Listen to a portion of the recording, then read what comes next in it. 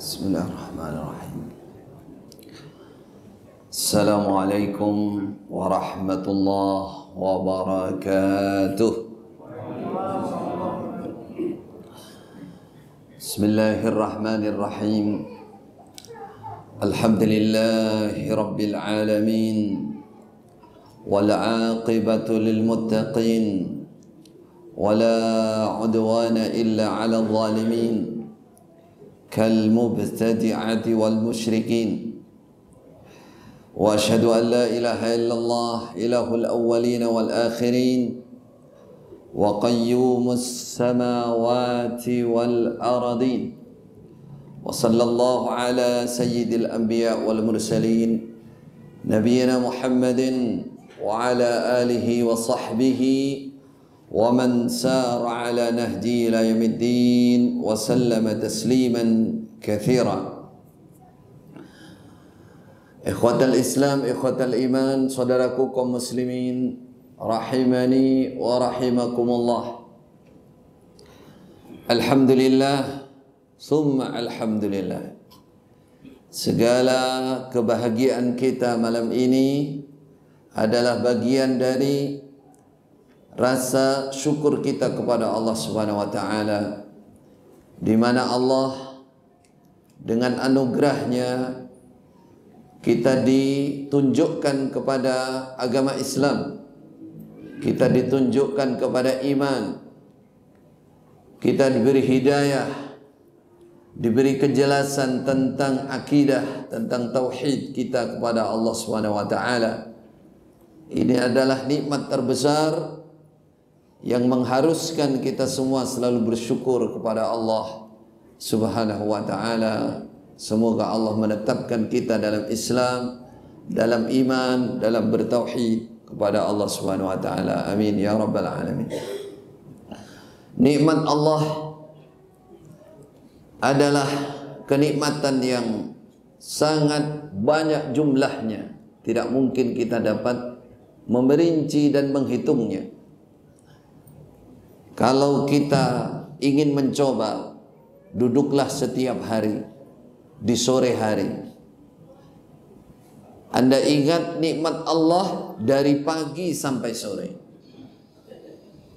Betapa nikmat Allah itu sangat banyak dan tidak dapat dihitung, bahkan tidak dapat kita balas dengan kebaikan apapun. Wa in ta'uddu ni'matallah la tuhsuha. Karena banyaknya nikmat Allah itu, dan karena kita selalu berada dalam nikmat Allah, berlumuran ataupun tenggelam dalam nikmat Allah yang segitu banyaknya, maka kita menjadi manusia yang lupa. Karena orang Arab mengatakan kathratul imsas yudhibul ihsas. Banyaknya sentuhan menyebabkan hilang rasa. Karena biasa hilanglah rasa. Al biasa'u minal kulino. Karena kulino witing trisno because kulino. Jadi orang kalau terbiasa dia lupa. Saking banyaknya nikmat Allah, manusia ini tidak terasa. Kapan nikmat itu akan terasa? Ketika nikmat itu hilang, tidak ada pada kita. Kata para ulama, qimatun ni'am inda faqdiha. Harganya, tingginya nilai nikmat Allah itu kalau sudah tidak ada pada kita. Ada seorang konglomerat, ini yang cerita salah satu waktu di Saudi sana.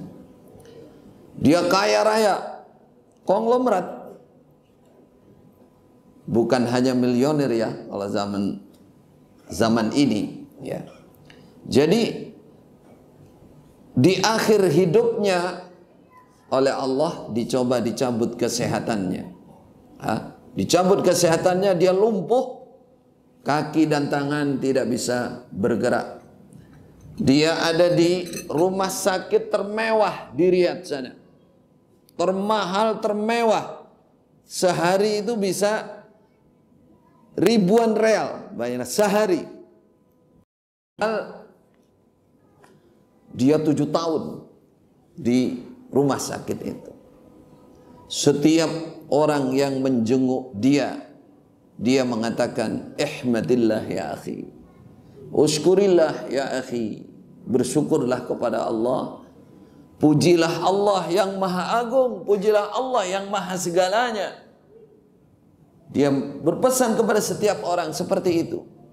Anda ingin tahu, saya sudah 7 tahun tidak bisa buang air besar, buang air kecil kecuali dengan alat yang mereka pasang setiap saya ingin mengeluarkan air besar maupun air kecil. Pasang di dubur saya, pasang di kemaluan saya. Kata dia, setiap saat mereka melihat kemaluan saya. Ihmadillah, pujilah Allah, bersyukurlah kepada Allah. Anda tidak dilihat auratnya oleh orang lain. Dia bersumpah, demi Allah, tidak ada dalam kehidupan ini yang aku inginkan kecuali aku hanya ingin bisa sekali saja sujud kepada Allah karena sudah lumpuh, dan menempelkan dahiku di lantai untuk sujud menghamba kepada Allah, lalu aku mati.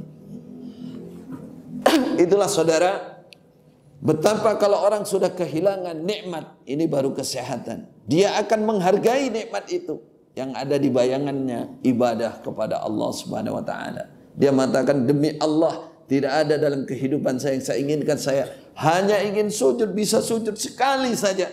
Saya nempel, saya mati dalam keadaan sujud. Allahu Akbar. Inilah yang solusi yang tepat untuk kita selalu mengingat nikmat Allah.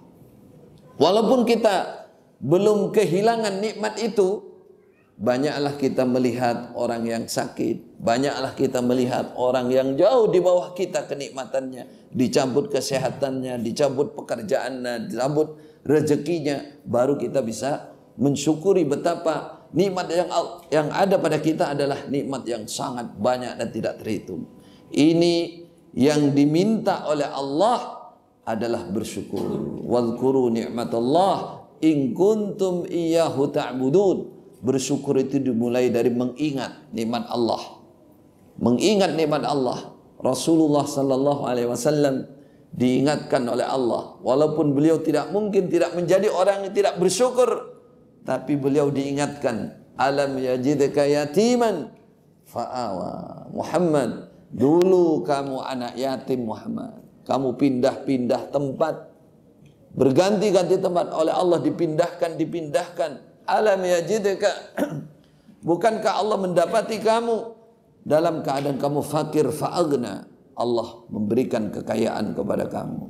Inilah saudara, di mana ayat ini memberikan gambaran kita selalu mengingat nikmat Allah. Caranya mengingat seperti itu. Yang paling pasti Anda datang ke kuburan, ya. Kalau sudah datang ke kuburan, insya Allah akan ingat, alhamdulillah saya masih hidup. Apapun yang saya hadapi dalam kehidupan ini, saya masih ada kesempatan untuk beribadah kepada Allah Subhanahu wa taala. Malam ini kita bersyukur kepada Allah. Mungkin ada yang asalnya tidak kenal, tapi yang banyak adalah yang memang teman lama. Para hijrawan, ya. Hijrawan apa hijrawati, juga ada hijrawati. Alhamdulillah. Ini adalah temu kangen juga ya, insyaallah. Biiznillah. Nah, malam ini kita akan sedikit bahas, mendalami sedikit tentang lebih cinta akhirat. Fenomena mazahir yang tampak saat ini, banyak di antara kita yang tidak lebih cinta kepada akhirat, atau tidak peduli, atau bahkan naudzubillah min dzalik, lebih cinta kepada keduniaan daripada akhirat. Maka kita perlu bahas tentang ini agar kita mendapatkan pegangan iktimat yang kuat, supaya dalam kehidupan kita ini kita bisa memilih lebih cinta akhirat daripada keduniaan. Bapak Ibu saudaraku kaum muslimin rahimani wa rahimakumullah, bahwa siapa yang ingin lebih cinta kepada akhirat, yang pertama harus mengerti, memahami hakikat dunia ini, keduniaan ini. Banyak sekali Allah menyebutkan atau Allah berfirman dalam beberapa ayat yang jika kita simpulkan, keduniaan itu ada 3 ciri khas, disebut dengan istilah, dengan bahasa dalam Al-Quran, mata'ul ghurur, mata'un qalil, mata'ul ghurur, mata'un qalil. 2 ya, yang utama. Kesenangan yang menipu dan kesenangan yang sedikit. Allah mensifati dengan 2 sifat itu yang harus jadi pegangan kita supaya kita tidak tertipu dengan keduniaan ini. Kesenangan yang menipu, di mana letak penipuan dunia ini sehingga manusia banyak yang tertipu. Dalam surah Yunus ayat 24 Allah menggambarkan kehidupan dunia ini. Innama mathalul hayatid dunya kama in anzalnahu minas sama. Kehidupan dunia ini seperti air hujan yang kami turunkan dari langit. Fakhtalata bihi nabatul ard mimma ya'kulun nas wal an'am. Lalu air itu bercampur, menyirami, diserap oleh semua tumbuhan bumi, baik yang dimakan manusia maupun yang dimakan oleh hewan. Hatta idza akhadhatil ardu zukhrufaha wa zayyanat wa dhanna ahluha annahum qadiruna 'alaiha ataha amruna laylan aw naharan faja'alnaha hasidan. Sehingga ketika tanaman itu sudah subur dan bumi, kebun itu sudah mengambil hiasannya, zukhrufa wa zayyanat wa dhanna ahluha annahum qadiruna 'alaiha. Yang punya kebun, punya sawah sudah senang sekali, sudah memastikan di dalam dirinya, saya pasti panen, saya pasti berhasil. Ataha amruna lailan aw nahara. Lalu kata Allah, datanglah secara tiba-tiba siksa dari kami, penghancur dari kami Allah, lailan aw nahara, baik malam ataupun siang. Faj'alnaha hasida, saya hancurkan kebun itu. Sehingga itulah yang menjadi gambaran kehidupan dunia ini. Jadi memang oleh Allah dibuat dunia ini mata'ul ghurur, kesenangan yang menipu, dikumpulkan ya, sudah dijaga, diramut jadi kebun yang indah, yang sudah yakin bisa panen besar, tahu-tahu hilang tumbuhan itu sekejap mata. Betapa kecewanya orang yang memiliki kebun itu. Begitulah dunia, kata Allah.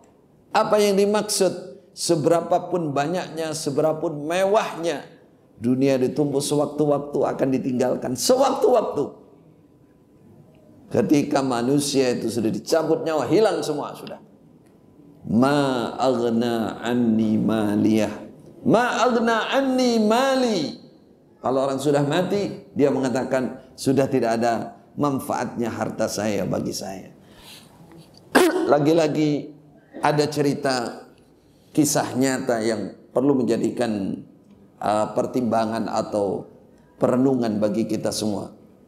Bagaimana kehidupan dunia yang sesungguhnya. Seorang teman bercerita dan dia bersumpah melihat sendiri orang yang dia ceritakan. Dia punya teman, ya, seorang yang sekolah di kedokteran, sarjana muda, dia jadi dokter muda ya. Dia adalah orang yang semangat dengan cita-cita dia sukses menjadi orang kaya, dokter yang kaya. Ketika dia awal bekerja, dia masih bekerja di sebuah soidaliyah, kalau di Arab sana soidaliyah. So dia ada apotek ya. di apotek. Tapi waktu itu dia masih naik sepeda motor. Dia sudah bercita-cita ingin punya apotek minimal 5, dia katakan. 5 apotek. Dia ingin membeli kebun, dia membeli tanah yang lebar. Dia ingin punya gedung, dia ingin punya kendaraan yang mewah. Dia ungkapkan dan dia bekerja keras. Sehingga dia sekolah lagi. Akhirnya dia bekerja bertahun-tahun di Saudi Arabia, ya, dengan gaji yang tinggi. Kemudian dia pindah lagi ke Emirat Arab yang gajinya lebih tinggi lagi, beberapa tahun di sana. Pindah lagi ke Eropa, ke Jerman. Dia bekerja menjadi dokter spesialis di bidangnya. Dia kumpulkan harta yang banyak. Dia beli bukan hanya apotek, ya, dia punya rumah sakit, dia punya gedung, bukan rumah biasa, dia punya imarat, gedung, rumah dia, dan dia punya puluhan kendaraan yang harganya mahal. Dia mempunyai tanah yang sangat luas, kebun yang sangat luas, kaya raya. Dia capai selama 20 tahun. Dia kumpulkan itu. Dia menikah mendekati 10 tahun, 15 tahun belum punya anak. Di ujung 20 tahun dia dianugerahi seorang anak perempuan. Seorang manusia. Sehingga karena bertahun-tahun dia menunggu, dia mendapat anugerah seorang anak wanita. Dia sayang, dia menjadi jantung hatinya, menjadi buah hati yang selalu menjadi kebahagiaannya. Namun anak perempuan ini mengidap penyakit jantung, ya. Masih kecil sudah kena penyakit jantung yang Allahu alam apa namanya, yang tidak akan bisa disembuhkan kecuali dengan alat-alat yang canggih, dengan dokter-dokter yang memang berpengalaman yang ada di Jerman sana. Ada di Jerman sana. Karena dia ingin menyelamatkan buah hati ini, maka dia berangkat ke Jerman untuk mengobatkan putrinya ini.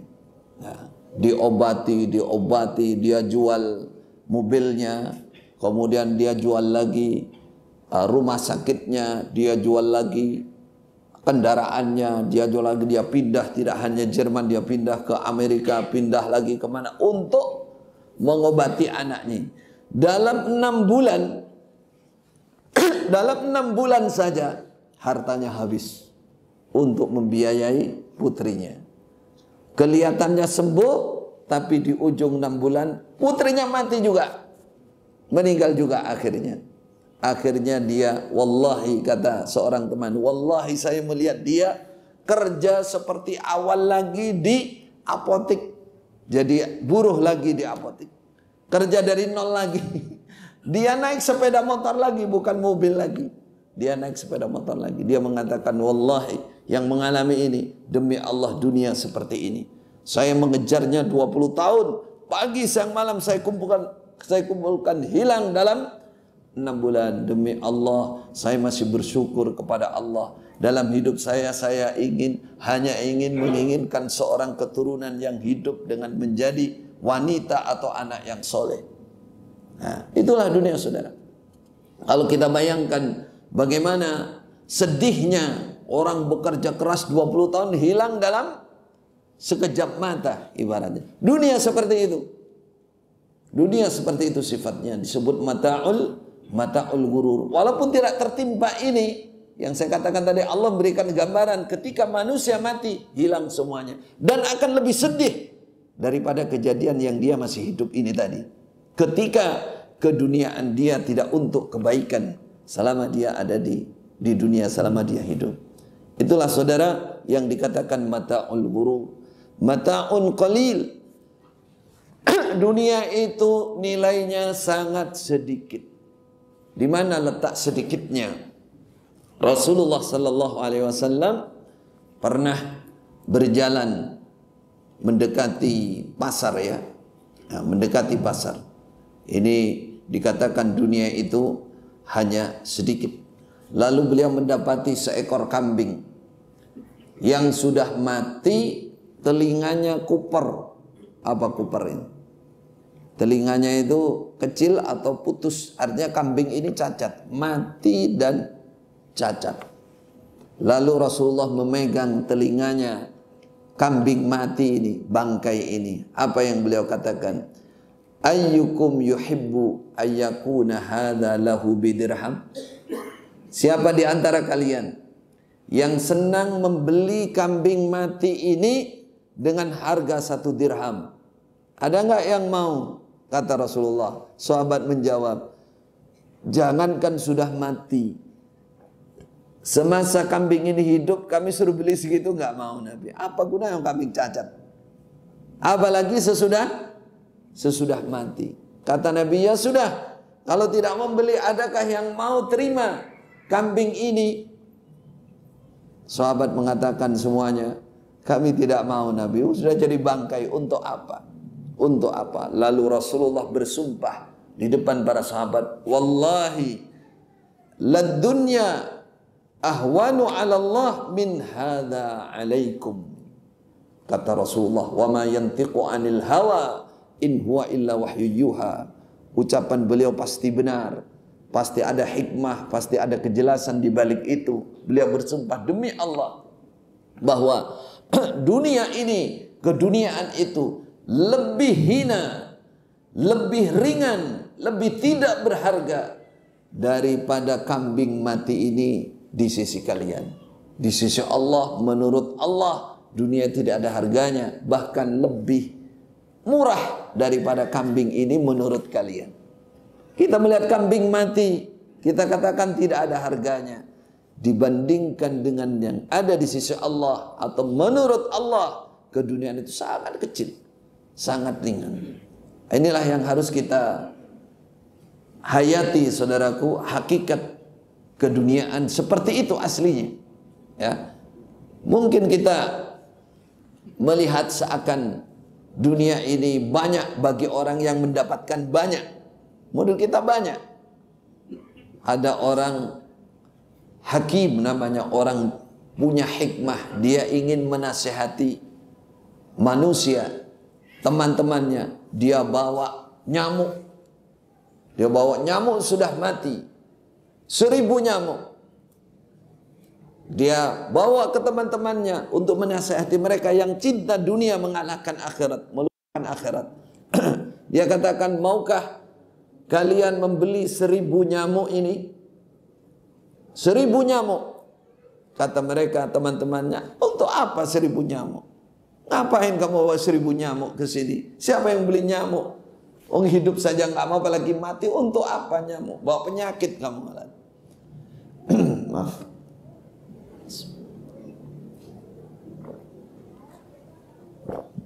Dia mengatakan, "Amma sami'tum qaula Rasulillah sallallahu alaihi wasallam?"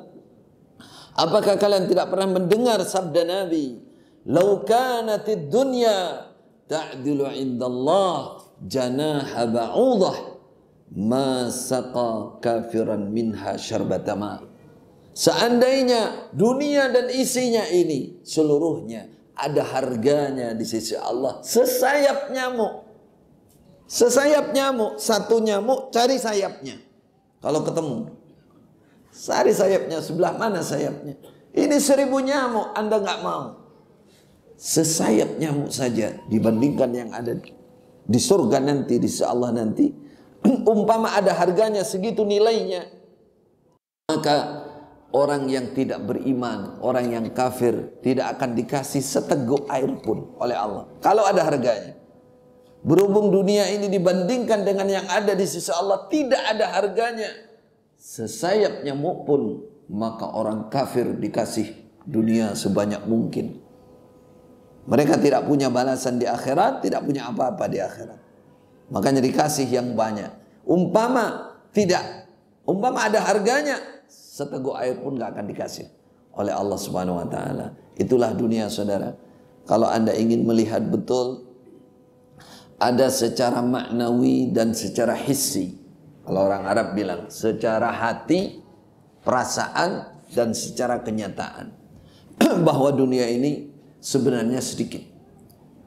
Manusia ketika memiliki apapun yang dia punya, kadang-kadang atau mayoritas bahkan menganggap itu hal yang biasa.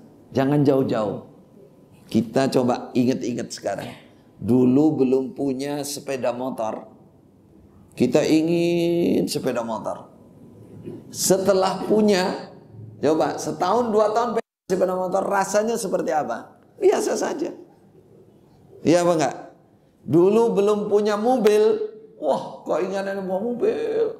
Setelah punya mobil, hati yang saya maksud. Hati kita, perasaan kita seperti itu. Biasa bawa mobil tiap hari, lupa, udah biasa saja. Sudah biasa, itu dunia. Makanya dunia itu tetap sedikit walaupun banyak. Walaupun banyak. Apalagi orang yang oleh Allah tidak diberi kekayaan hati. Punya apapun dia nggak terasa. Bahkan yang dilihat adalah punya orang lain. Dia sendiri nggak kelihatan. Itulah secara rasa dalam hati. Secara nyata juga demikian, saudara. Berapapun orang memiliki keduniaan ini tetap sedikit. Buktinya apa? Siapapun dia, berapapun uang dia, berapapun harta dia, yang dia gunakan tidak lebih dari kebutuhan dia. Sewaktu-waktu dia mati, sudah ditinggal. Adakah orang yang punya restoran 10, sekali makan dia 10 piring misalkan? Tidak ada. Tetap 1 piring, betul. Adakah orang yang punya toko baju 100, sekali dia pakai 100 baju? Tidak, tetap normal seperti biasanya. Baju dalam, baju luar, jaket, jas, cukup. Umpama ada orang kaya kok pakai 10 aja lah. 10 ini. Orang bilang ini orang kaya nggak beres ini. Agak ada gangguan ini. Itu saudara. Saya pernah ketemu orang itu punya rumah sudah 32 rumah. Di beberapa tempat, bahkan di luar negeri. Di Australia ada, di Singapura ada. Ketemu saya, Ustadz, saya minta saran Ustadz. Ada apa, Bang? Saya minta saran, saya ini masih bingung, stres ini. Kenapa? Nah, nanti di masa tua saya, sebaiknya saya hidup di mana? Di rumah yang mana? Stres mikirin hidup di rumah yang mana? Coba, saudara. Kalau kita belum punya rumah, kan pingin punya rumah, tak? Dan bayangan kita kalau udah punya rumah, wah tawanang karek turu gitu, tinggal tidur. Lah orang punya rumah di mana-mana, malah stres mikirin saya masa tua saya di mana enaknya, saya stres mikirin ini. Lah coba, saya bayangkan, masya Allah dunia. Yang nggak punya rumah bingung cari rumah, yang sudah banyak rumahnya bingung mau nempati yang mana. Kalau kita bayangkan juga demikian, saudara, ya, dia punya rumah besar, ya. Punya rumah besar, kamarnya 20. Apakah dia sekali tidur pindah semalam 20 kali? Pindah sini, pindah. Enggak kan? Kan tetap satu kamar. Satu kamar pun saudara, sebelah mana saudara ini tempati? Di kasur. Kasur yang lebar 2 meter kali berapa? Sebelah mana dia tidur? 1 meter. Apa ada yang tidurnya semalam menikmati? Enggak ada. Punya kursi di rumahnya 30 kursi, berapa yang diduduki? 1. Gak akan lebih dari itu. Punya mobil 30-40, sekali naik. Ada gak yang naik 10 digandeng-gandeng kayak kereta api? Saya orang kaya. Gak ada. 1 mobil itu pun 1 jok juga, 1 kursi. Ya itu aja. Kalau udah perjalanan jauh ya capek juga. Mobil sebagus Amon, yang Alphard lah, yang apalah. Kalau sudah ke Diri Jakarta ya wes. Boya es kroso, saudara, kalau nggak turun dulu, enggak dulu, sama. Itulah dunia. Allah mensifati mata'un qalilun. Maka perlakukan keduniaan itu sesuai dengan tempatnya, sesuai dengan sewajarnya. Jangan berlebih, jangan lebih. Bagaimana? Dahulukan, utamakan, lebih cintai akhirat daripada dunia. Bagaimana mencintai akhirat? Bagaimana mencintai akhirat? Bagaimana lebih cinta kepada akhirat daripada keduniaan? Yang pertama sekarang, ini ada beberapa poin yang saya sampaikan dengan singkat sampai adzan ya. Yang pertama poinnya adalah orang cinta akhirat itu tidak pernah takut mati. Yang ada di benaknya adalah yang penting mati dalam keadaan Islam, dalam keadaan iman, dalam keadaan bertauhid kepada Allah Subhanahu wa taala, husnul khatimah. Malah justru cari mati. Kalau ingin membuktikan siapa saya masih cinta dunia apa cinta akhirat. Mudah pembuktiannya.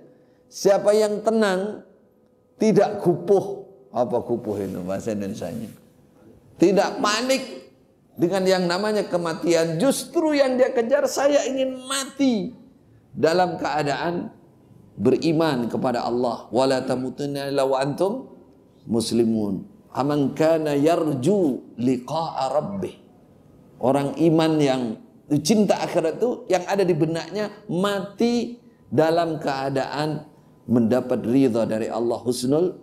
Dan dia nggak pernah takut mati. Kalau perlu mati dicari. Siapa contohnya? Ketika perang Badar. Ini contoh, salah satu contoh cerita. Ini gambaran bagi kita walaupun kita belum sampai ke level itu. Bahwa kata Rasulullah sallallahu alaihi wasallam ketika penyerangan di Badar yang mana 313 lawan 3 kali lipatnya. Apa kata Rasulullah saat itu? Beliau mengatakan, "Qumu ilal jannah arduhas samawati wal ard."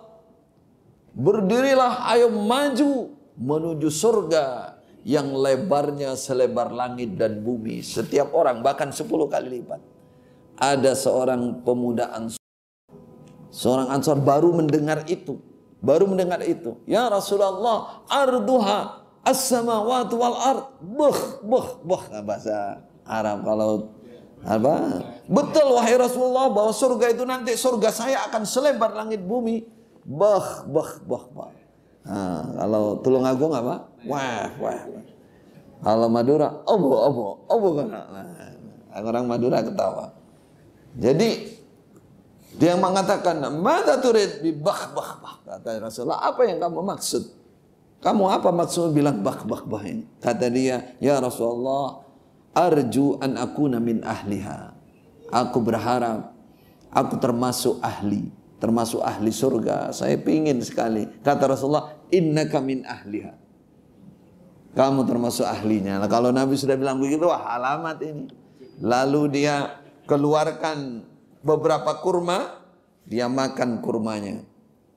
Makan kurma, ingat lagi dia ucapan Rasulullah, arduhas samawati wal ard. Apa kata dia? Wallahi, kalau saya sampai terus makan menghabiskan kurma ini, terlalu lama saya di dunia ini. Dia lemparkan kurma, dia maju, akhirnya mati syahid di medan perang. Nah, coba kita bayangkan, seandainya kita sudah sampai belum kita ke kayak begitu itu. Nah, ini contoh orang cinta akhirat. Kalau belum, ya kita katakan masih kita perlu bina nih. Perlu diperbaiki diri kita. Orang iman itu kalau sudah lebih cinta akhirat tidak takut dengan kematian, apalagi mati dalam berjuang, apalagi mati dalam beribadah. Itu yang dicari. Ya. Jadi kalau ada orang sakit, ya dicoba sakit oleh Allah, stres, bingung, takut mati, sehingga tambah sakit malah cepat mati. Nah, itu menunjukkan apa? Keimanan atau kecintaan dengan akhirat tidak penuh atau sangat minim. Jadi orang cinta akhirat, kata para ulama, tidak takut dengan kematian. Yang ada di benaknya justru segera mati dalam keadaan Islam, dalam keadaan iman, dalam keadaan husnul khatimah. Itu satu. Jadi kalau kita belum nyampe ke situ, marilah didengarkan kajian-kajian, cerita-cerita tentang surga, tentang akhirat, tentang segalanya. Ya, manusia itu kadang berpikir ya bahwa di akhirat itu dia akan susah. Itu begitu. Mulai masuk alam kubur, perasaan dia akan ada masalah. Bagi orang iman justru kematian itu adalah kelonggaran, kesenangan yang lebih daripada kesenangan keduniaan. istirahat, ketenangan yang lebih daripada ketenangan yang didapat di dunia. Di dunia kita kejar ketenangan, kita kejar kesenangan, kita kejar kemewahan dan sebagainya. Padahal di kuburan itu akan lebih daripada itu. Dikatakan raudhatun min riyadil jannah, sebuah kebun dari kebun-kebun surga. Mana ada yang lebih indah dari kebun surga? Tidak ada. Sebuah kesenangan, ketenangan, tidurnya seperti tidurnya manten baru, pagi, siang dan malam, pagi dan sore diperlihatkan surga. Orang iman beratus mungkin bahkan beribu tahun tidak terasa lama di alam kubur karena oleh Allah disenangkan. Itu gambarannya. Yang kedua, cinta ilmu, saudara. Orang cinta akhirat itu pasti dibuktikan dengan cinta dengan ilmu. Cinta mencari ilmu, senang hobi cari ilmu, dan hobi menyampaikan ilmu, mendakwahkan ilmu. Sudah pasti begitu. Nah, ini menjadi salah satu alamat besar. Kalau orang mengatakan cinta akhirat tapi malas dengan ilmu, ini tidak ada buktinya.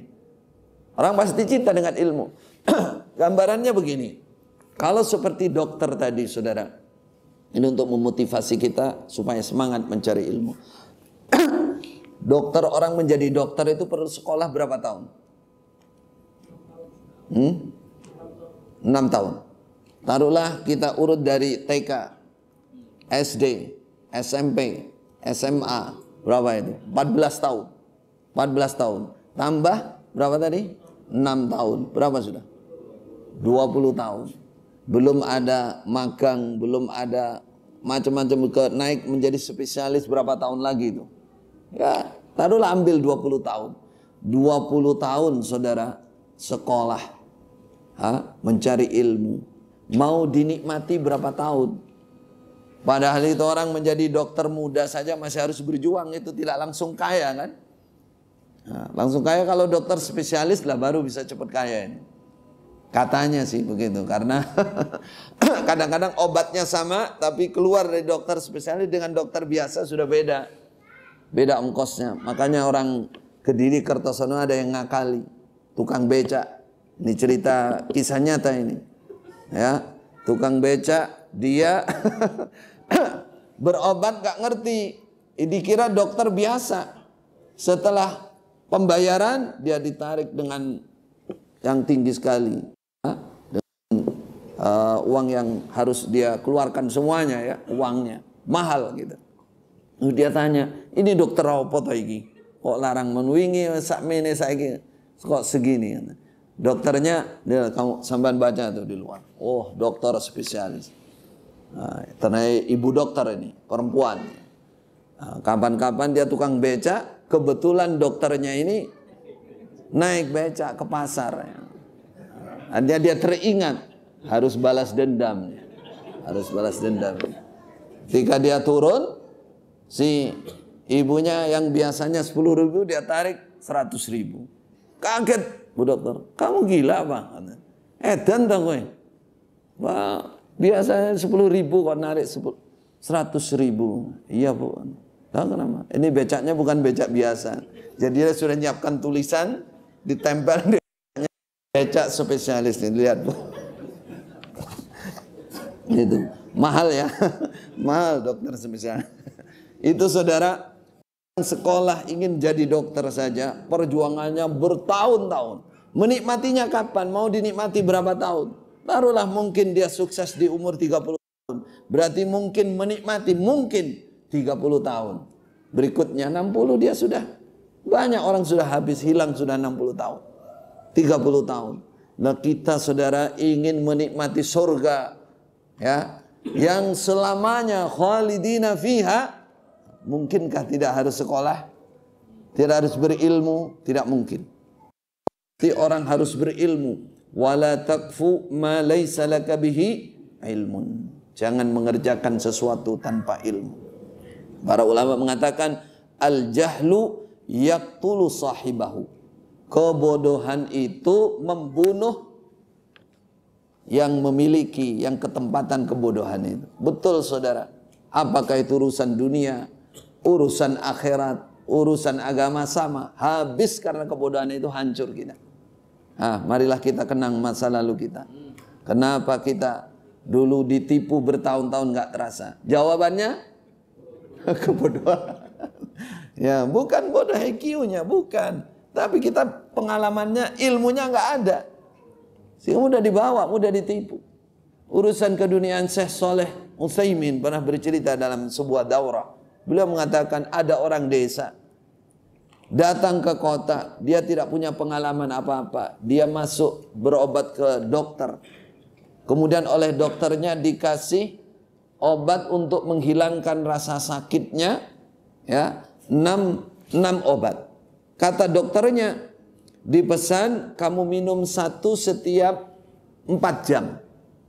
Berarti 6 kali 4 berapa? 24 jam ini baru dihabiskan. Dia keluar dari dokter, dia bilang, dokter ini mau nipu saya, katanya. Nah, saya sakitnya kayak begini masih disuruh bertahan sampai 24 jam. Nah, ini entah ini nunggu 4 jam ini, 4 jam lagi kesuwen. Kelamaan ini. Akhirnya dia minum semua tuh. 6 obatnya, pilnya sekali minum. Habis itu ya sudah, jantungnya nggak kuat, mati dia malah. Ya, ini apa contoh ini? Contoh kebodohan. Kebodohan, kata Syekh Utsaimin mengatakan, inilah kebodohan membunuh pelakunya. Apalagi agama, saudara. Agama juga demikian.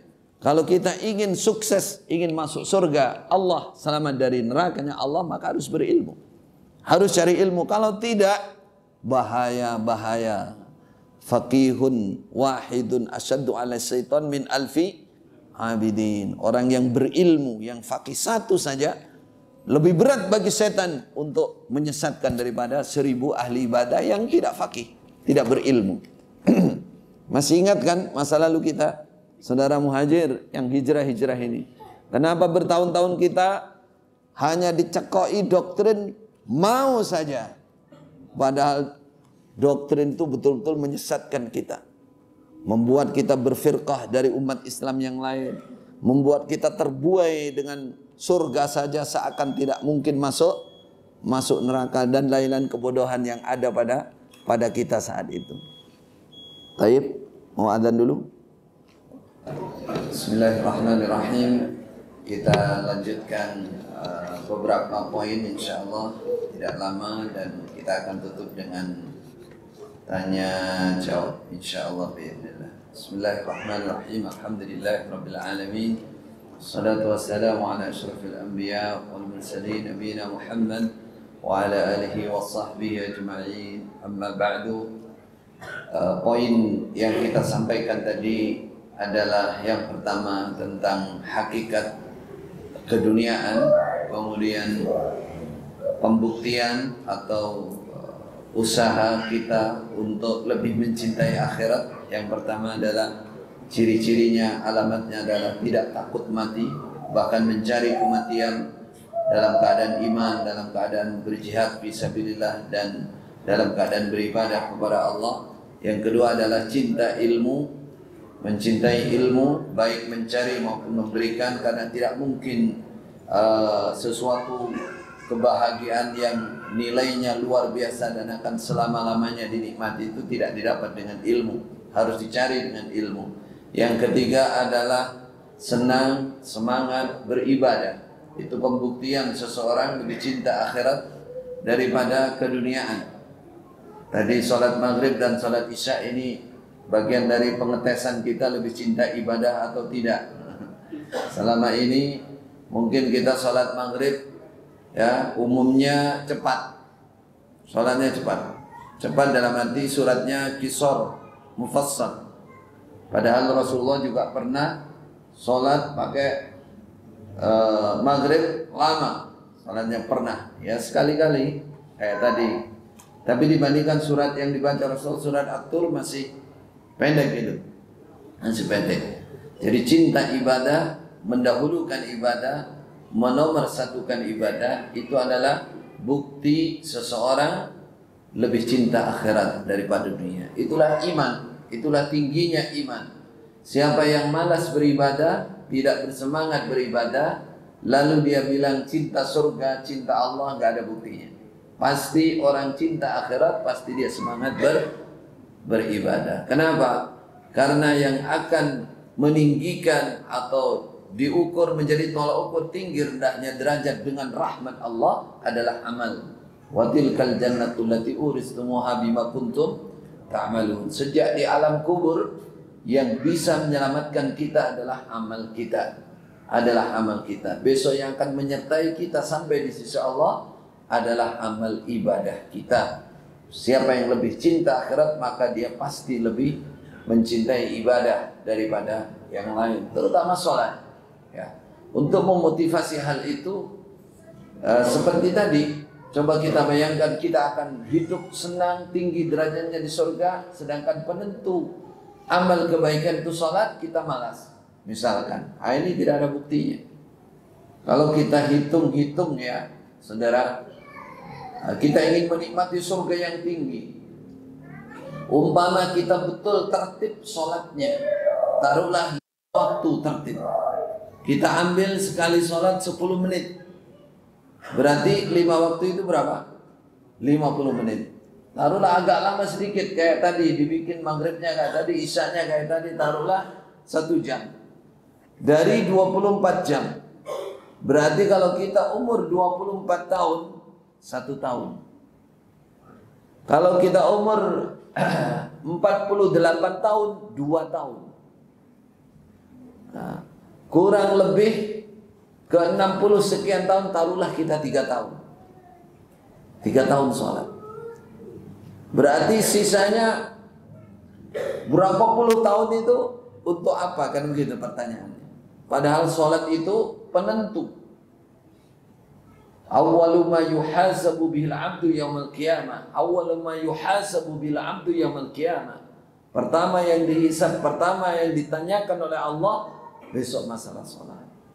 Makanya ibadah yang lain juga demikian. Pembuktian bahwa kita cinta akhirat adalah semangat beribadah. Sebagaimana Rasulullah sallallahu alaihi wasallam, beliau menyatakan, aku mathali wa mathalud dunya karakibin, kata Nabi, gambaranku dengan kedudukan ini seperti orang yang berkendaraan, lalu bernaung di bawah kendaraan sebentar, kemudian dia tinggalkan naungan itu. Itulah dunia. Sementara sekejap untuk mencari kehidupan yang selama-lamanya hanya didapat dengan kita beribadah kepada Allah. Maka lakukan semua hal dikala kita sempat untuk meningkatkan ibadah, sholat wajib, sholat sunnah, zikir kepada Allah, membaca Al-Quran, cinta Al-Quran. Ya, kita pernah mendengar juga kisah di Aceh sana, ada orang yang kaya juga, kemudian oleh Allah dicabut penglihatannya. Dicabut penglihatannya, apa yang dia ungkap, yang dia tulis, yang dia sebarkan, seandainya saya sangat berharap Allah mengembalikan mata saya sehingga saya bisa membaca mushaf Al-Quran. Selama hidupnya sebelum itu dia sudah sering baca Al-Quran, tapi setelah dicabut oleh Allah penglihatannya, dia masih berharap hanya satu-satunya yang dia inginkan adalah ingin lagi membaca Al-Quran. Ini bukti bahwa dia cinta ibadah, dia cinta Al-Quran, dia cinta Al-Quran. Itulah iman, itulah cinta akhirat. Itulah cinta akhirat. Yang keempat, zuhud. Bukti orang cinta akhirat adalah zuhud.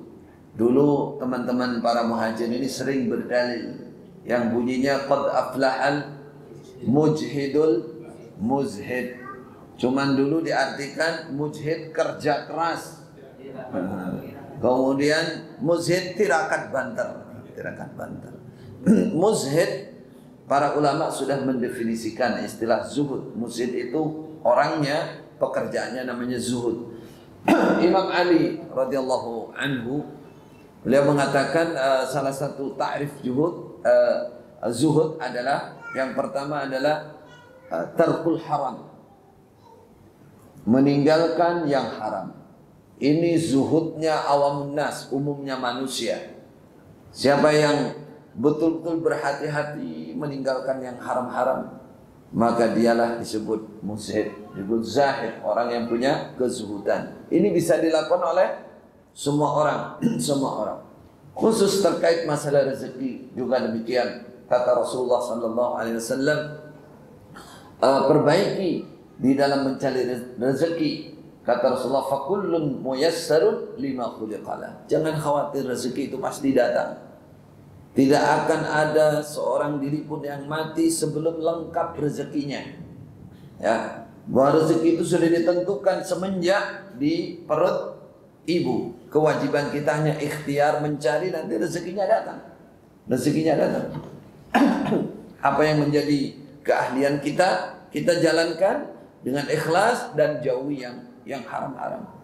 Salah satu syekh kami bercerita, dulu ada cerita, ada dua orang buta.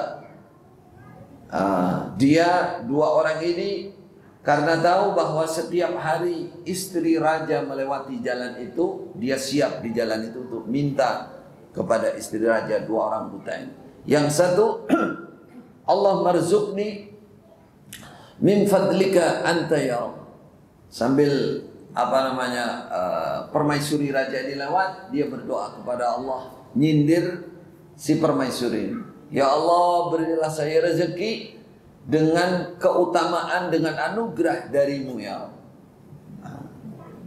Kalau berdoa begitu kan ada pengaruh bagi istri raja ini. Wah, ini orang baik, orang berdoa. Yang sebelahnya, orang buta satunya ini doanya lebih dahsyat lagi menurut istri raja.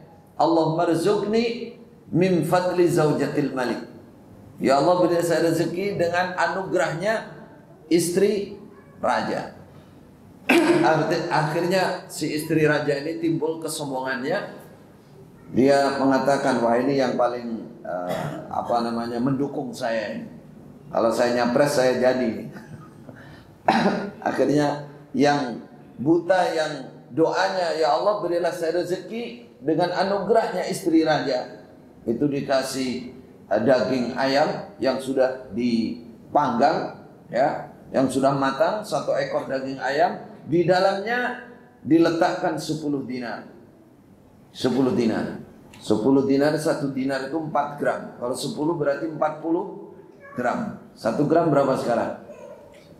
1 juta, berarti 40 juta. Di dalam nilainya. Dia kasih, sedangkan yang berdoa hanya atas nama Allah, Allah marzuqni min fadlika ya Rabb, dikasih 2 dirham. Enggak dikasih ayam, dikasih 2 dirham. Besoknya istri raja itu lewat lagi. Dia doanya, yang satunya doanya begitu lagi, yang satunya doanya seperti itu lagi, kasih lagi 1 ayam, dalamnya 10 dinar. Sampai 10 hari berturut-turut. Di 10 hari itu istri raja ini marah besar kepada orang buta yang berdoa, ya Allah berilah saya rezeki saya karena anugerahnya istri raja. Dia marah, kamu 10 hari tidak bersyukur, tidak berterima kasih, sudah banyak, harusnya kamu sudah jadi orang kaya katanya. Sudah saya kasih gitu. Ternyata apa? Orang yang buta ini yang berdoa begitu, setiap dia mendapatkan ayam, dia nggak suka ayam, nggak suka daging ayam. Dia jual kepada yang buta sebelahnya itu dengan 2 dirham itu. Sehingga 10 hari dia mendapatkan berapa dirham? 2 kali 10, 20 dirham saja. 20 dirham. Inilah kata para ulama, rezeki dari Allah tidak akan kemana-mana. Tidak akan kemana-mana. Yang tadi berdoa, ya Allah berilah saya rezeki atas karunia engkau, ya, dengan tidak sengaja dia dapat jadi orang kaya. Dalam 10 hari dia mendapatkan berapa? 40 juta kali 10, 400 juta. Dia jadi orang kaya. Nah, sedangkan ini tetap miskin aja. Memang bukan rezeki dia. Bukan rezeki dia. Itu nyata di mana-mana tempat kejadian-kejadian, memang rezeki itu sudah diatur oleh Allah. Yang kita cari adalah berkahnya, adalah kecukupan rezeki itu jika kita ikuti dengan mencari yang halal, ikhlas, terima ridha dengan Allah, dan berusaha dengan semampu kita. Kemudian zuhud itu tadi meninggalkan yang haram, kemudian tarkul fudul, meninggalkan yang lebih. Artinya tidak mau lebih, bukan tidak mencari lebih. Walaupun dia punya lebih, tapi tidak mau lebih. Apa maksudnya? Ada yang mencarinya, dia hanya cukup makan, minum untuk dirinya, keluarganya, sandang pangan cukup, sudah, nggak mau nyari lebih lagi. Hanya secukupnya, itu juga zuhud namanya. Ada yang mencari lebih, tapi memakainya tidak lebih. Lebihnya adalah untuk kebaikan-kebaikan. Untuk kebaikan seperti diceritakan Abdullah bin Mubarak, kemudian Imam Malik, tokoh-tokoh para ulama zaman dulu, zaman tabi'in. Mereka orang-orang yang kaya, kaya raya. Mereka orang yang konglomerat kalau sekarang. Tapi menggunakannya, dia menggunakan secukupnya. Lebihnya pasti dia bagi-bagi untuk kebaikan-kebaikan semuanya, dari keluarganya, kemudian orang lain di sekitarnya. Seperti Abdullah bin Mubarak itu, dia adalah saudagar kaya, ya ulama pada zaman tabi'in yang menjadi rujukan, dan dia saudagar kaya. Sehingga oleh Fudail bin Iyad dia didatangi, ya imam, wahai imam, nasahtan nas, kamu telah nasihat kepada manusia az-zuhda, zuhud, untuk menjaga diri, tidak at-taqallul minad dunya. Tapi kenapa anda mencari banyak, mencari yang lebih? Apa kata Abdullah bin Mubarak? Laula mithluka wa ashabik mattajartu. Seandainya tidak ada orang seperti kamu, wahai Fudail, dan orang-orang teman-teman kamu, saya tidak berbisnis. Berhubung saya melihat orang seperti kamu, kerjanya hanya ke masjid, sholat, itu perlu ada yang ngasih makan. Makanya saya saya bisnis katanya. Wah, dia ada ilmu, orang alim. Dan setiap ada pencari ilmu, dia yang membiayai. Kemudian orang naik haji, dia biayai para ulama. Ya, itu Abdullah bin Mubarak mengatakan, seandainya tidak ada orang kayak kamu, saya tidak berbisnis. Berhubung ada orang kayak kamu, makanya saya semangat berbisnis. Artinya mencari lebih, tapi dia tidak mau menggunakan berlebihan. Selain dari itu, dia gunakan untuk kebaikan. Itu juga zuhud namanya. Yang tertinggi zuhud itu adalah, kata Khalifah Ali, tarkuma yashghalu an dzikrillah, meninggalkan segala sesuatu yang menyebabkan orang itu tidak zikir kepada Allah. Hatinya sibuk, sibuk zikir kepada Allah. Ini yang sulit ditiru nih. Sulit ditiru. Zuhud yang paling tinggi ini bukan hanya dikatakan zuhdul khawas, tapi zuhdul arifina billah. Semua jarang orang bisa sampai ke level ini. Yang sampai Khalifah Abu Bakar baru sampai, kemudian Umar bin Abdul Aziz. Karena tawakalnya yang tinggi, dan Allah tidak pernah menyalahi janjinya. Buktinya Khalifah Abu Bakar, ya, walaupun kezuhudannya sangat luar biasa, Khalifah Umar juga luar biasa. Anak turunnya, keluarganya juga enggak disia-siakan oleh Allah Subhanahu wa taala karena zuhud yang tinggi itu. Jadi az-zuhdu fid dunya salah satunya adalah 3 ini sebagai tanda orang lebih cinta kepada akhirat. Yang terakhir adalah berdoa kepada Allah Subhanahu wa taala. Seorang yang ingin sukses lebih cinta akhirat daripada dunia, maka supaya membiasakan berdoa kepada Allah, karena Rasulullah sallallahu alaihi wasallam bersabda, ad-du'a'u mukhul ibadah. Doa itu adalah otak kesempurnaan, kejayaan, keberhasilan orang beribadah kepada Allah. Apa contoh doanya?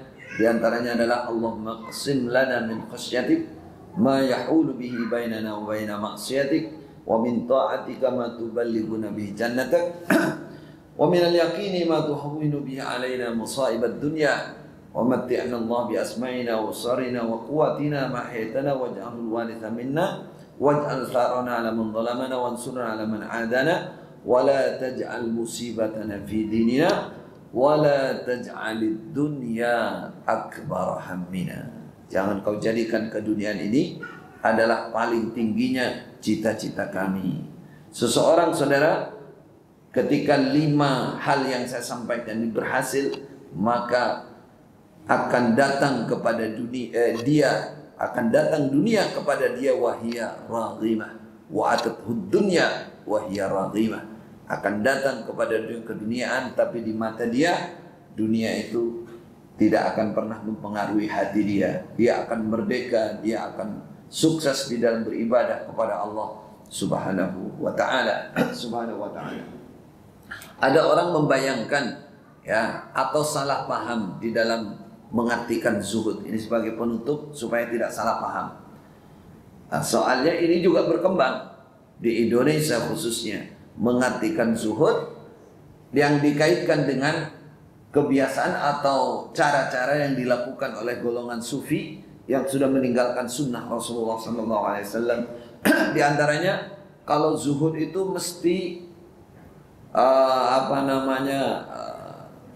gembel. Kalau bahasa saya gembel itu menggembelkan diri. Artinya pakaiannya sampai lusuh, kotor, bau, lobang-lobang, bolong-bolong. Itu tidak. Itu bukan zuhud. Itu bukan zuhud. Itu namanya mengkerekan diri. Rasulullah tidak mencontohi seperti itu. Kata Rasulullah, firman Allah, wa thiyabaka fatahhir, bajumu bersihkan, sucikan. Kata Rasulullah, ilbasu, berpakaianlah. Innallaha jamilun yuhibbul jamal. Ada orang tanya kepada Nabi, ada orang itu senang bajunya bagus, sandalnya bagus, apakah ini termasuk kesombongan? Tidak, kata Nabi, selama tidak israf. Innallaha jamilun yuhibbul jamal. Allah itu tampan, Allah itu bersih, indah, dan Allah cinta kepada sesuatu yang bersih. Rasulullah mencontohkan seperti itu. Ada yang menafsirkan zuhud itu nggak boleh naik kendaraan, ada. Sehingga dia jalan aja kemana-mana, jalan. Padahal ini salah arti. Dulu zaman Rasulullah Sallallahu Alaihi Wasallam ada orang punya unta jalan kaki, ditanya oleh Nabi, aina jamaluk? Mana untamu? Kenapa kamu jalan kaki? Ini bukan zuhud, ini namanya menyekerkan diri. Kalau tadi mengkerekan diri, sekarang nyeker. Ini nggak ada sunnahnya kayak begini, menyusahkan diri, jualan kaki, mana-mana jalan kaki, nggak mau naik kendaraan. Kalau memang dia niat olahraga, tapi kalau dibilang saya nggak naik kendaraan, saya zuhud, itu salah. Rasulullah kendaraannya itu unta qaswa. Unta qaswa saat itu paling banter, paling bagus. Kalau harganya ya paling mahal. Nggak bisa disalip itu, nggak bisa dikejar unta Nabi atau qaswa itu. Kalau sekarang mobil yang paling bagus. Apakah itu israf? Tidak, karena itu keperluan. Yang israf kalau berlebih lalu menjadikan dirinya kesombongan, tidak. Jadi jangan salah arti dengan zuhud. Zuhud akhirnya makan, dia makan sampai dari golongan sufi itu, mohon maaf, tidak mencari apa-apa, nggak cari maisa apa-apa, nyari di tempat sampah. Kadang-kadang katanya zuhud, ini bukan, ini ngawur ini. Zuhud itu seperti tadi, ya makan yang bersih, kulu wasrabu wala tusrifu. Makan minum tapi jangan israf. Makan enak boleh. Rasulullah pernah makan daging, bukan pernah, sering makan daging. Memang orang Arab kan yang didoakan oleh Nabi Ibrahim yang berkah itu kan daging sama air. Coba kalau ke Arab sama rata-rata makan daging, ya. Tidak apa-apa makan. Yang tidak boleh itu israf. Jadi zuhud itu seperti tiga yang diartikan Khalifah Ali itu: tarkul haram, tarkul fudul, tarku ma yashghalu an dzikrillah. Ini pembuktian seseorang cinta akhirat. Semoga Allah memberkahi kita semua dalam pertemuan ini. Demikian singkat materi yang bisa kami sampaikan. Semoga ada manfaatnya. Barakallahu fina wa fikum. Silakan jika ada pertanyaan umum atau terkait Islam jamaah boleh. Yang mau nanyakan masalah itu persilakan. Padahal enggak. Silakan.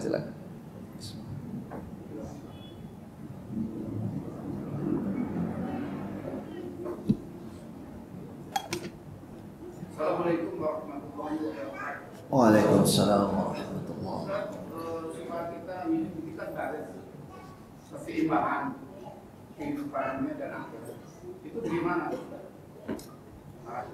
agar terjadi keseimbangan muwazanah antara dunia dan akhirat. Jadi gambaran dalam doa yang menjadi doa andalan kita apa? Rabbana atina fid dunya hasanah wa fil akhirati hasanah wa qina adzabannar. Jadi Allah memang sudah memberikan gambaran bahwa keberhasilan itu sukses dunia dan akhirat. Namun ada batasan tadi.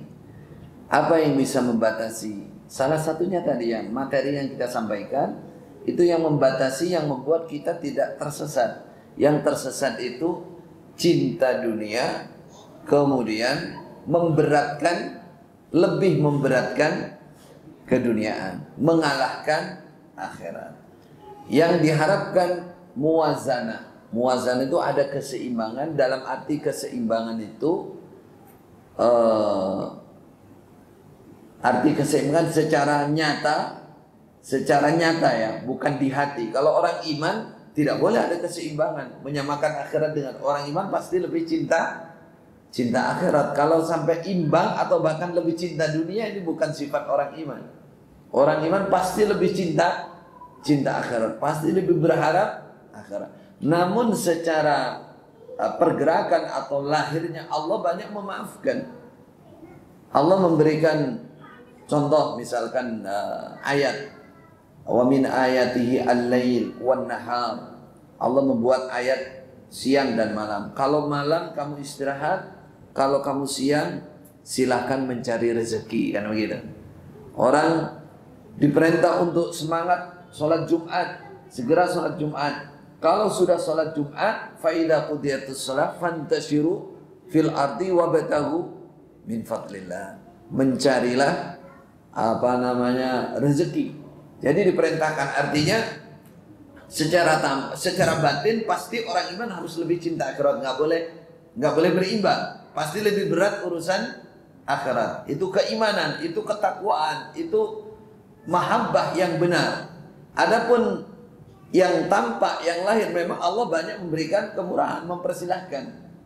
Artinya ada keseimbangan dalam arti mencari dunia iya, mencari akhirat iya. Bahkan ada solusi dalam agama, mencari dunia pun itu bisa bernilai mencari akhirat ketika mencarinya dengan ikhlas. Itu yang dimaksud kurang lebih muwazanah. Ada perimbangan, secara lahir. Jadi apa yang kita cari dari urusan dunia itu, ketika kita ikhlas, misalkan kita cari rezeki, niatnya untuk sanggup ibadah, untuk bekal ibadah, ketika kita nyari saja itu sudah berpahala juga. Karena innamal a'malu binniyat wa innamal likulli imri'in ma nawa. Setiap orang itu akan mendapatkan sesuai dengan apa yang dia niatkan. Maka secara lahir pula para ulama memberikan batasan. Ada amal itu wajib, ada amal itu sunnah. Perimbangannya ketika seseorang mencari keduniaan, mengalahkan amal wajib, nah ini mutlak haram, tidak boleh. Contohnya sholat 5 waktu, dia mencari rezeki sampai mengalahkan sholat 5 waktu, itu jelas haram, nggak boleh.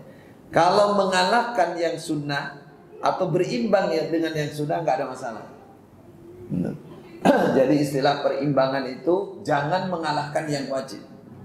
Contohnya sholat, contohnya puasa, contohnya zakat, yang wajib-wajib, yang masuk rukun Islam itu contohnya. Contoh nyata seperti ini. Ya, jadi perimbangannya itu mencari maisha tidak mengalahkan yang wajib. Nah, ayatnya dalam surah An-Nur. Rijalun la tulhihim tijaratun wala bai'un an dzikrillah wa iqamis shalah wa itaiz zakah. Itu Allah memberikan gambaran masalah wajib di situ. Orang-orang yang tidak lalai dari ingat kepada Allah, menegakkan salat, mendatangkan zakat. Ini. Kalau lalai dengan yang wajib karena mencari maisha, keduniaan, ini haram hukumnya. Ini sudah bukan perimbangan. Jadi istilah perimbangan minimal antara amal yang wajib dan mencari maisha keduniaan ini imbang. Semua bisa dilaksanakan. Jika memungkinkan, ya, sampai amal sunnah pun dimenangkan daripada mencari maisha. Artinya begini, misalkan lagi jualan, lagi apa, dia menyempatkan sholat duha dulu, itu sudah menunjukkan cinta akhiratnya luar biasa. Sholat duha 2 rakaat baru dia jualan lagi. Seperti diceritakan Malik Faisal Saudi itu tertulis itu dicerita. Salah satunya begini, ketika ada acara penting apapun, segenting apapun di negara itu, ya, yang namanya Malik Faisal ini kalau sudah waktu sholat duha dia mesti keluar dulu. Dia izin dulu keluar, sholat duha baru masuk lagi. Itu contoh cinta akhirat yang luar biasa. Jadi perimbangan tadi, muwazanah tadi, standarisasinya mencari keduniaan dengan amal wajib ini imbang apa tidak, kelakon terlaksana apa tidak. Kalau amal wajib terkalahkan, ini bukan muwazanah yang dimakfu dalam agama. Tidak boleh, ini berarti kalah keimanannya sangat lemah. Ini dalam kondisi yang bahaya. Jadi harus ada muwazanah antara yang wajib dan maisha.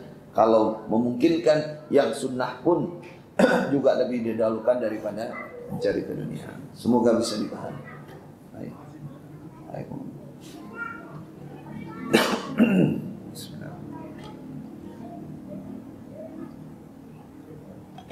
Tadi ada yang minta kenalan lah walaupun sedikit katanya, karena ada yang baru melihat. Tadi nama saya belum disebut ya. Tadi nggak ada muqaddimahnya soalnya. Nama saya Khalil Bustami, saya dari Kediri. Kalau aslinya dari Madura, tapi saya domisili di Kediri. Ya, saya ustadz seperti yang lain. Anda lihat ustadz seperti yang lain. Namun yang tidak seperti yang lain, mungkin salah satunya, ya, saya adalah ustadz yang dulunya dari sebuah aliran di Indonesia ini yang termasuk aliran sesat, yaitu Islam Jamaah Darul Hadis. Kalau Anda tahu organisasinya, insya Allah menurut mereka ada di bawah organisasi Muhammadiyah, NU Muhammadiyah. Nah, ini di bawahnya lagi. Kata mereka. Dulu kita merasa juga demikian. Nah, Islam Jamaah ini punya kesesatan yang luar biasa sesatnya, dan luar biasa tidak mengertinya, tidak paham, tidak ngerti bahwa mereka berada dalam kesesatan. Kesesatan besarnya diantaranya adalah kalau bab akidah adalah bab takfir. Mereka mengkafirkan semua umat Islam. Kalau yang kafir ya jelas kafir. Semua umat Islam yang tidak bergabung dengan mereka. Bergabung itu dibuktikan dengan berbaiat kepada imam yang ada di dalam Islam Jamaah. Nah, siapa yang tidak bergabung, tidak insaf, tidak masuk, tidak ngaji bersama mereka, dan tidak berjamaah dengan mereka, tidak berjabat tangan dengan imam dan berbaiat, maka Islamnya tidak sah, semua kafir. Ini bid'ah akidah. Ini jadi keyakinan yang mendarah mendaging dari imamnya sampai ru'yah yang paling bawah, seperti itu semua. Adapun kok mereka menutup, ya kelihatannya baik. Kalau mungkin saya punya teman, punya saudara, ya karena memang mereka katakan itu bagian dari perjuangan agama kita, kemurnian agama, yaitu dengan cara menutup, namanya bitonah budi luhur. Ini pun dari sisi akidah, yang melakukan seperti ini adalah golongan yang juga dalam Islam dianggap golongan yang menyimpang. Di antaranya adalah Syiah, yaitu ada taqiyah, berbohong kepada umat Islam yang lain, menutupi sesuatu yang tidak sesuai dengan dalil. Secara muamalah terkait bagaimana berinteraksi dengan imam. Imam itu adalah pemimpin. Mereka punya bid'ah, yaitu bentuk jamaah dan imamah yang mereka pahami. Intinya mereka mengatakan bahwa Islam itu harus punya imam, harus berbaiat dan harus berjamaah. Berjamaah seperti mereka, harus bergabung dengan mereka. Kalau tidak, berarti Islamnya tidak sah. Nah, seorang ru'yah, seorang muslim, kalau tidak punya imam, maka mati jahiliyah, masuk neraka, kafir, kekal. Seorang yang punya imam kalau tidak baiat juga sama, mati jahiliyah, kafir. Jadi bid'ah mereka dalam bab muamalah. Muamalah artinya dalam ilmu, dalam keilmuan Islam disebut dengan istilah muamalatul hukam. Ada kitabnya banyak, istilah bermuamalah, berinteraksi dengan para pemimpin, para penguasa. Mereka memahami harus punya imam sendiri, harus dibaiat, harus berkelompok seperti mereka. Baru itu baru benar, baru bisa masuk surga. Lainnya tidak bisa. Tidak bisa masuk surga. Hanya jalan itu yang mereka pahami, jalan satu-satunya. Yang bisa masuk surga adalah menetapi Quran, hadis, jamaah. Para muhajirin masih ingat nggak? Secara 5 bab, lain tidak. Jadi mereka punya jalan surga lewat hukum yang kaitannya dengan muamalah. Ada bid'ah besar di situ. Bid'ah besar. Yang benar bagaimana? Yang benar umat Islam yang namanya imam itu adalah penguasa, adalah ulil amri, yang punya kekuatan, punya kekuasaan untuk memerintah dan mengatur kita. Itu namanya imam. Nah, itu secara dalil begitu, ijma' para ulama begitu. Kemudian sejarah kepemimpinan Islam sudah ada di depan mata, tinggal dibaca. Tapi mereka punya pemahaman bahwa agama itu sendiri. Agama itu sendiri, imamnya sendiri, baiatnya sendiri, kemudian aturannya sendiri. Sehingga mereka kelihatannya hidup di negara ini, tapi mereka punya aturan sendiri di dalam mengenai pernikahan. Mereka nanti punya nikah dalam namanya. Jadi sebelum nikah di KUA itu mereka harus nikah dulu di dalam lewat jalur imam. Imaman menikah. Kalau tidak begitu berarti nikahnya tidak sah. Nah, nikahnya kalau dia sudah nikah di KUA toh itu enggak sah pernikahannya. Enggak sah, harus nanti ada hukum perceraian. Mereka bikin sendiri. Nah, sekarang mereka sedang atau sudah selesai ya kemarin. Sedang mengkajikan Kitabut Thalaq. Kitabut Thalaq diambil dari ayat Quran, dari hadis, tapi mereka artinya yang mereka simpangkan. Di antaranya kemarin yang kita dengar, pokoknya orang yang berbeda paham, seorang istri yang suaminya sudah berbeda paham sudah tidak punya pemahaman seperti mereka, bab jamaah, bab mengkafirkan, berarti dia sudah punya hak untuk minta cerai, untuk khulu. Itu contoh penyimpangan-penyimpangan mereka. Kemudian dalam bab muamalah terkait bab sedekah, mereka mewajibkan sedekah-sedekah sunnah kepada ru'yahnya. Di antaranya mereka sebut dengan istilah isrun, 10%an setiap bulan. Dan masih banyak bid'ah-bid'ah yang lain sebagai kembangan atau cabang-cabang dari 3 bid'ah yang pokok ini yang mereka lakukan. Semoga mereka dibuka hatinya oleh Allah. Itu golongan saya dulu. Nah, kenapa saya oleh Allah dibuka, bisa sadar, keluar atau dikeluarkan oleh mereka? Ya, salah satunya tadi karena mencari ilmu. Kebetulan saya dikirim ke Mekah, belajar di Masjidil Haram, lama di sana, dan Allah membuka hati hidayah kepada saya lewat mencari ilmu di Mekah, sehingga saya dan beberapa teman pulang ke Indonesia ingin meluruskan penyimpangan Islam jamaah ini secara halus dari atas. Beberapa tahun, kurang lebih 6 atau 7 tahun saya berjuang di dalam untuk meluruskan. Lama-lama ketahuan. Karena ketahuan itulah maka alhamdulillah juga, sehingga saya dan teman-teman dikeluarkan. Dan alhamdulillah setelah keluar ya bisa bebas menyampaikan ilmu, kemudian diikuti oleh ribuan teman-teman yang ada di daerah, termasuk yang mayoritas hadir ke sini. Alhamdulillah. Alhamdulillah. Baik, di sini ada pertanyaan tertulis. Hal Islam jamaah. Nah, saya sudah speak ya kepada orang tua tentang poin-poin penyimpangan Islam jamaah. Namun mereka tidak mau menjawab pertanyaan saya tentang penyimpangan Islam jamaah, dan mereka selalu menekankan bahwa ridha Allah beserta ridha orang tua, dan orang tua ridhonya saya tetap dalam jamaah, tapi saya sudah nggak tahan lagi di dalam.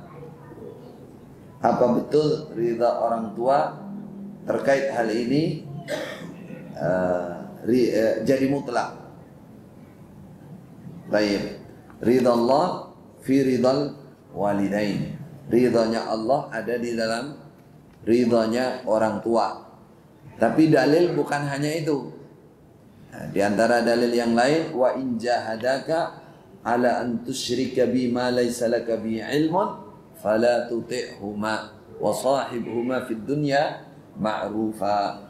Kalau dua orang tuamu memaksa kamu untuk melakukan kesyirikan kepada Allah Subhanahu wa taala, maka jangan kamu taati. Fala tuti'huma.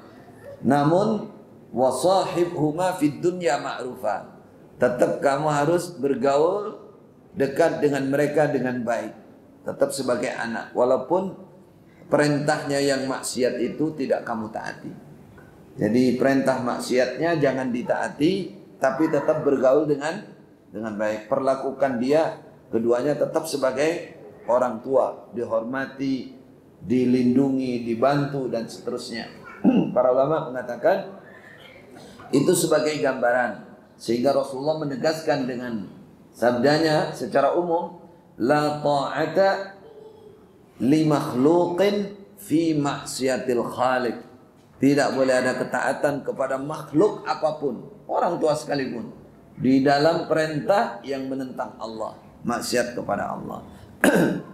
Kalau dua orang tua Anda yang bertanya ini memaksa Anda tetap di dalam jamaah, itu berarti perintahnya, paksaannya ini maksiat.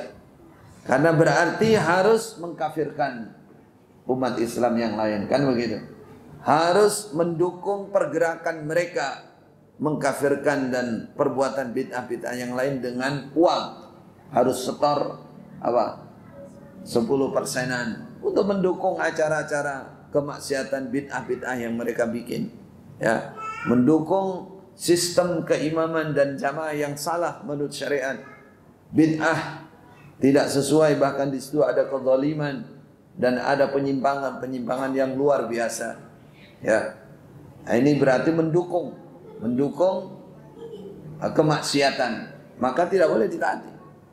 Jadi nggak usah takut, tidak termasuk dalam murka Allah, karena perintah dua orang tua adalah perintah yang maksiat, Disuruh menetapi jamaah, tapi kenyataannya itu bukan jamaah, itu firqah. Itu firqah dari umat Islam. Itu asabiyah. Itu hizbiyah yang dilarang oleh Rasulullah sallallahu alaihi wasallam. An aqimuddin wa la tatafarraqu fi, firman Allah. Tetapi Islam ini bersatulah, jangan berpecah belah dalam Islam. Boleh berorganisasi, boleh berkelompok, tapi jangan organisasinya, kelompoknya membatasi seakan dirinya sendiri yang Islam. Yang lainnya bukan Islam, bukan saudara Islam. Tidak. Kita menjadi namanya jamaatul muslimin. Kita merasa siapa yang Islam, maka dia saudara kita. Adapun berkelompok, berorganisasi itu adalah bagian dari untuk memudahkan kita di dalam misalkan keilmuan, di dalam beribadah. Hanya itu tujuannya.